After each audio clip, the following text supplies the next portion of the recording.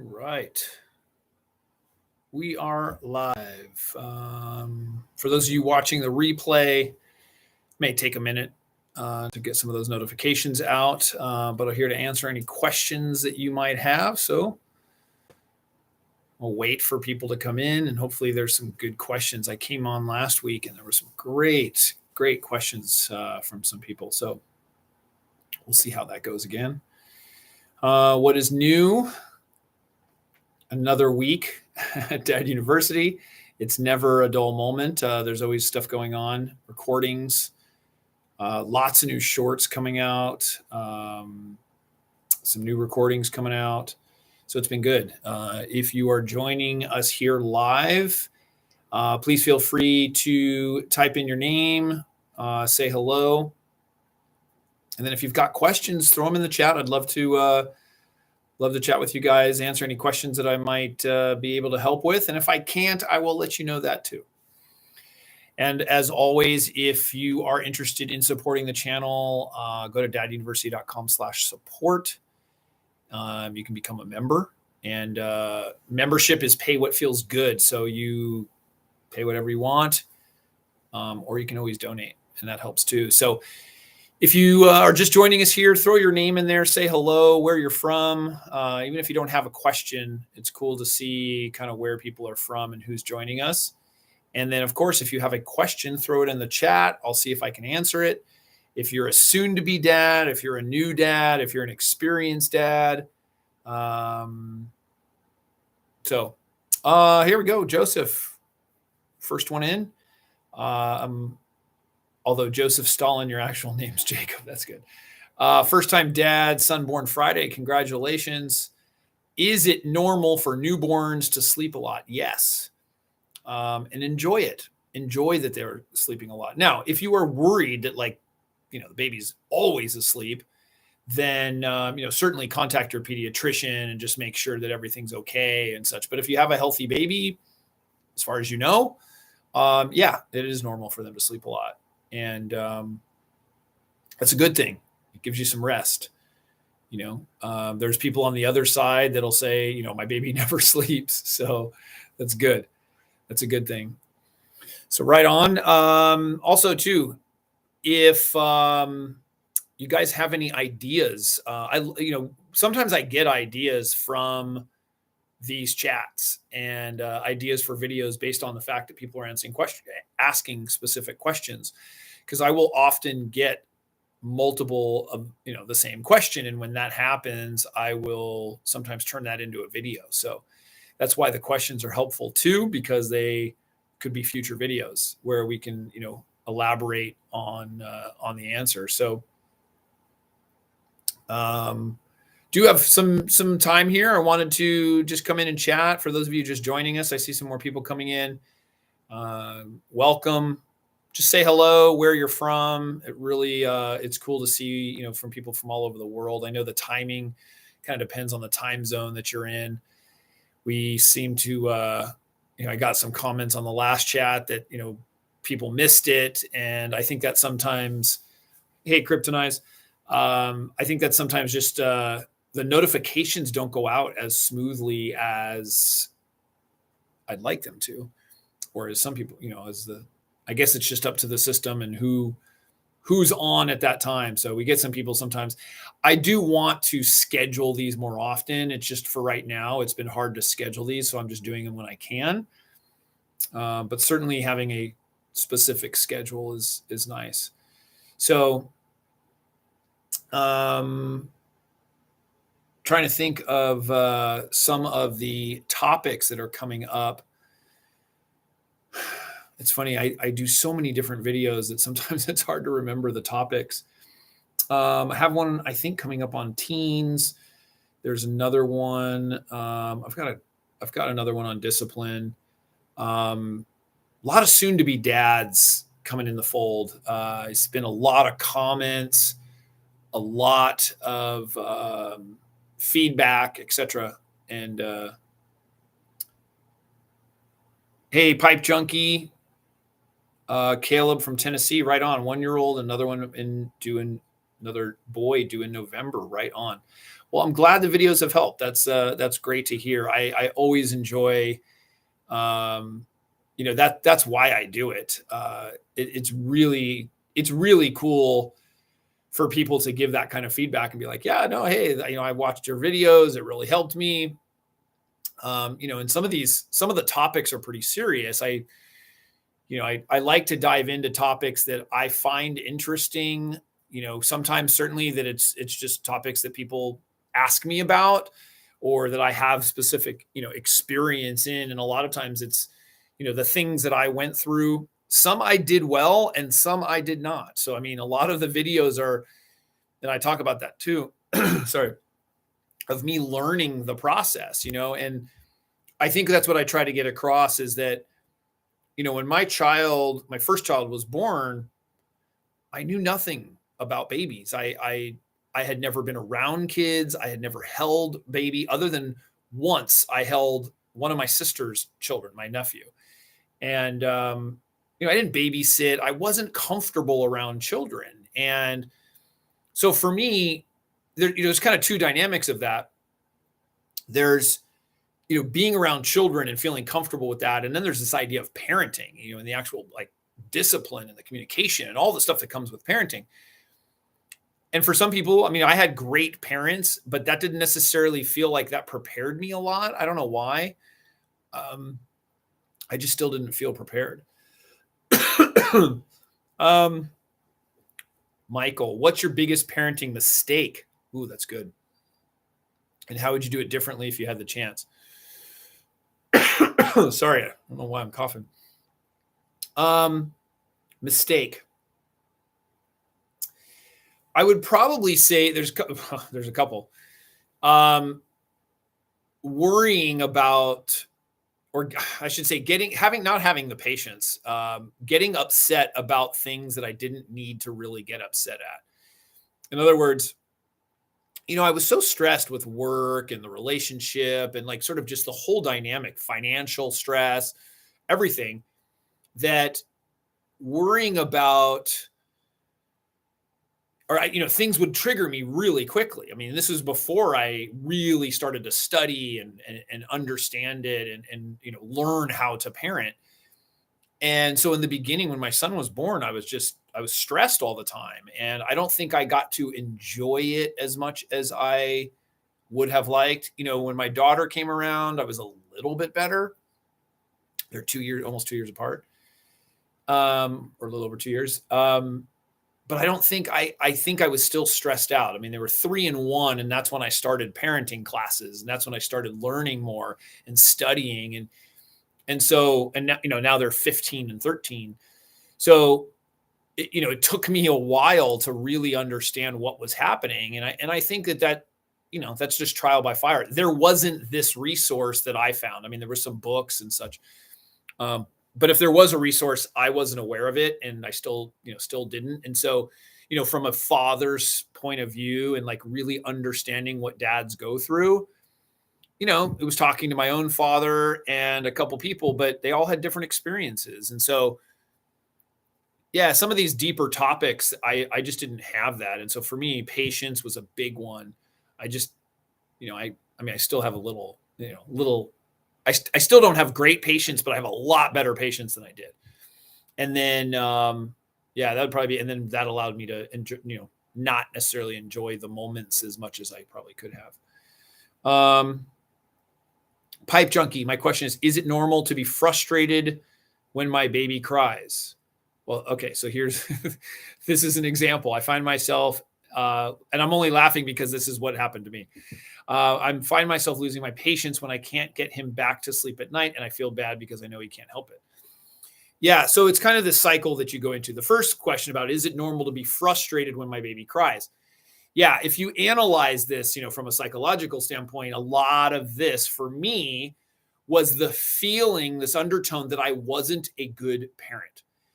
When your baby cries, you feel like there's discomfort, or you're not doing something right, or you're not, like, something is wrong, and that's what you feel. So keep in mind too, babies cry because typically they either want attention or they need something. And not attention in a bad way. Like they need something or they want something. And so, or, something's uncomfortable. There's only a handful of reasons why they cry, and they cry because they don't know what else to do. I mean, there was an experiment with two deaf parents, and the baby didn't cry. The baby rattled the cage to get their attention. The vibration or something else, like the baby, because crying didn't work. That's why babies cry, is because they understand and it works. So I think there's something to that. I don't know the whole science behind it, and so, yeah, I do think that it's totally normal when your baby cries, and especially if it's something that you are, trying to soothe them and you can't. Um, I think, you try to learn what are the elements that the baby's uncomfortable with. Is it, diaper? Does the baby just need to be held? Are they, are they uncomfortable in some way? Are they just tired? And, try changing things and testing things. I mean, if your baby goes or is getting up in the middle of the night, you could try changing the sleep time. You could, switch the feeding time a little bit closer to bedtime. There's all kind of different things that you can test. You're going to have to do it more than once, but there's different elements. And I'm not a sleep baby expert, but there's certainly things that happen like that. And crying is normal. And I remember many a nights frustrations and my own breakdowns when my child was crying and feeling like I couldn't do anything to fix it. And sometimes it was even worse because, mom would go in there, grab the child stops crying, and that is a feeling that the baby could have because she spent more time with the baby. And so initially the baby was more comfortable with her than me. And so just over time of spending more time with, my son, it became, more and more comfortable. The good news is that it's not forever. Like I said, I have a 15 and 13-year-old. I just dropped them off and at their sports, and, it's a totally different world. And the things that I worried about this is another mistake too. I worried about small things that I felt like were big and they weren't. And, looking back now, at the time, they're a big deal, but in the big scheme of things, they're not, like the baby crying. The baby crying is a big deal in the world that you're in. You are in it. You're in the thick of it. You're waking up at night. You're tired. But like I look back now and think about having this little baby, and it's like you kind of don't, I don't say you don't remember it, but it's like it's a lot less significant in the big scheme of things. And I don't know if that's comforting or not, but because I know when you're in it, it's so big. It's such a big thing. And but the truth is it's going to be okay. The baby eventually sleeps and such, and you just do your best, and that's all you can do. You're there, you try to, and like I said, kind of alternate and try out different patterns, and you see if that works. So good question though. And I love the question of the mistakes. I mean, I'm all for, admitting mistakes and then seeing how we can fix it. In fact, we do that with our kids. It's a great thing. It's like, children are allowed to make mistakes. And so one of the things that we do, and I just did this in a video, or I talked about this in a video, was, as your kids get a little bit older and they might talk back or they might say something in an inappropriate way, the same way we do, we have to be aware of that. I often will say, hey, try again. Instead of yelling back or just taking what they're saying for face, just allowing them to speak that way, it's try again. I've been caught on it too. In fact, I will say earlier today, I was asking my daughter to come downstairs to eat. And I think I just kind of chirped at her or something. And she's like, Dad, you didn't say that very nice. And so she called me out on it. And I said, oh, you're right. I'm sorry. It wasn't intentional, but she felt like it was, she felt like I said something. And it's not that we always have to call each other out, but, as they get older, they're aware of it. And I think it's important. Actually, it didn't bother me because, we're setting the example that I need to speak respectfully to them in order to, have them respect as well.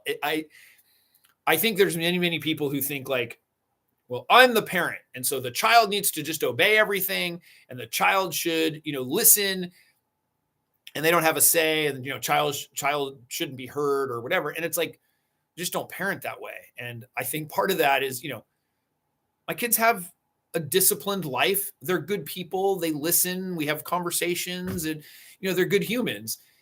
And part of that is like respecting them. They know that we are, quote, in charge. But we also talk to them in a respectful way. And in the same way, we expect them to do the same to us. And so there is a mutual respect. Now, back early on, yeah, I probably yelled too much. I'm a recovering yeller, I say. And so that's another regret.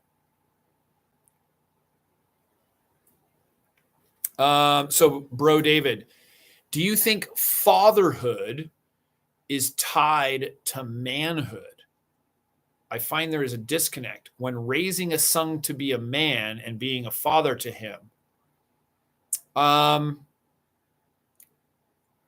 think I think it depends on how you are defining manhood. I think is different people have different definitions. I think there is a difference between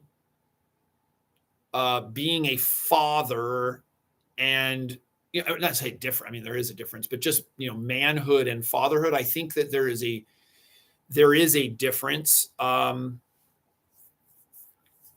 That's interesting. I've never really thought of it in that dynamic, but I can tell you my beliefs. I mean, whether they're right or wrong, they're mine.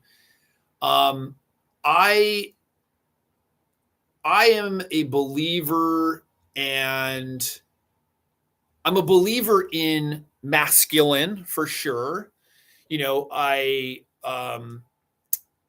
But I don't think it's the only way. In other words, this is the way I am, and I like this. But I don't think that it's the only way. I don't know how to best explain that.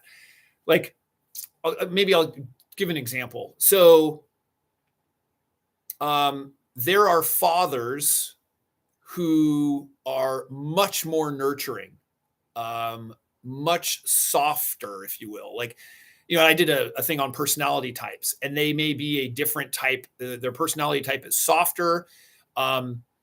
They aren't as aggressive. So whatever the personality type is for that. And then they may have a spouse or a partner who is more aggressive, has more masculine. Maybe they have more feminine traits, and the woman has more masculine traits. That works perfectly fine for them. And to define manhood in a certain way, I think I think that there are, there's the there's all the online manosphere. But I consider myself, masculine yet sensitive, powerful yet, very caring. I think it was funny. My mentor, I can say, she called me a heart warrior. In other words, she felt like I was a warrior, but also was very heartfelt and caring. And so I think you can do both. So that's an interesting question, though. I mean, there's a lot of controversy around masculinity and what it means to be a man. And I think there's a broad spectrum of that. What we think of as manliness or can vary. And there is room for a gamut of that. And I think you can't have all people being the same in here, or all of them being here, and like this is the definition and that's what it is. And so I think I'm probably a little bit more open in that way. I mean, for me and my relationship, I know what works and what doesn't work, and that's for me and my family. And I think somebody else has a different way of doing it. That's totally cool. I mean, I don't know if that makes sense. I hope I answered the question, but if I didn't, maybe you can explain it a little bit more. Hey, David. Hey, Jose from Mexico. Yeah, guys, if you have a question, throw it in the chat. I've got a couple more minutes here. I'd love to answer any questions you might have. If you want to support the channel, I absolutely appreciate it. You can become a member. Go to daduniversity.com/support. You can either just donate to the channel, but I say become a member because then you get something for it. Pay what feels good. Membership includes all my courses that I've created. You get access to all of the videos without all the mumbo like fluff, just all categorized. There's some chat, there's some other things. And if you want to email me, you can do that too. I do answer questions on occasion if I can get to them. I do get a lot of questions, but I try to answer them as best I can. Tom, where can you find the best coaching video or videos for your wife? I'm not sure if you're talking about pregnancy. That I don't know. If you're talking about coaching for pregnancy, I don't know. That's a great question. I mean, there's probably more on books. David, what's this channel about? Well, this is Dad University. My channel talks about being a dad, from everything from pregnancy and being a soon-to-be dad all the way to being an experienced father and dealing with teenagers. So I've gone through that process. I talk about my own experiences, some of the things I've learned, some of the things I made mistakes on, and some of the things I've done well and that I've now learned and have a great relationship with my two teenage kids. At least I think so. But as teenagers, I hope that they would say the same. And about life. And so a lot of the things that I talk about are things that I have gone through, how I view the world. Some people agree, some don't. I certainly get people that think differently. That's cool too. And Heaven or heaven, I would like to know how to stop my 1 year, 9-month-old son from biting when he gets frustrated. So I did a video on hitting, and it's very, very similar. I'll do it quickly. Is basically you can grab their hand when they do it, or you can even grab the mouth, not too hard, and you say nice, and you can even kiss them or have them kiss. And so you'd say kiss instead of bite. So what you have to do with children is you have to give them an alternative. You can say bite, no, and then you can kiss them and do that. And so it's like with hitting, you give them a soft touch. You grab their hand and you say soft, nice. So saying no, no, no, no, no all the time doesn't do a lot. When a child is that young, they don't all totally understand it. So you have to show them what to do. And so you kiss and do that. And you have to reprimand them right as it happens. If they're biting, you say, ow, you could say, no, do not bite them back. By the way, I don't, people say that. Don't hit them. Don't do, you're teaching them what to do instead of what not to do, and teaching them that a kiss or soft touch or such is okay, or instead a hug. As a child that young, they are not really understanding their emotions, and that's what they're feeling. And so biting can be from frustration, anger. It can be all kinds of stuff that they're just trying to communicate and they can't. Okay. So I wanted to get to this next question. Hopefully that helped. How do you know they're ready for the sex talk? Is there too early in your personal opinion? This country is so over the sex. I'm just thinking when to nip it in the bud. Do you have any advice? Yes. I do not think it is a sex talk. I think you have discussions about sex, sexuality, their bodies from very, very early on. So there isn't a specific sit down sex talk. So from very early on, it's talking honestly, using the names of private parts, and genitalia. It is talking about things in way. Now, when they're very, very young, it's very light. It's very here and there. Or, if you're starting, so it depends on the age of your child, but there's also what I found really, really helpful, I wasn't an expert in this area, is get a book. So I have a video on, you can look on my channel on talking about like puberty and sex and that kind of thing. You get a book, You talk about puberty first before you talk about sex. But you get a book and then you read it together. And so you read it together, and there's age appropriate books. So you can see, like, talk about like their bodies first, and then they talk about, them transitioning into puberty, and then you talk about sex and protection and safe sex, etc. And so you have those kinds of conversations all the time, because having a big sit down, that's overwhelming for a kid. Like, they're not going to retain it all. They don't want to listen to it. It's uncomfortable for them. It's uncomfortable for you.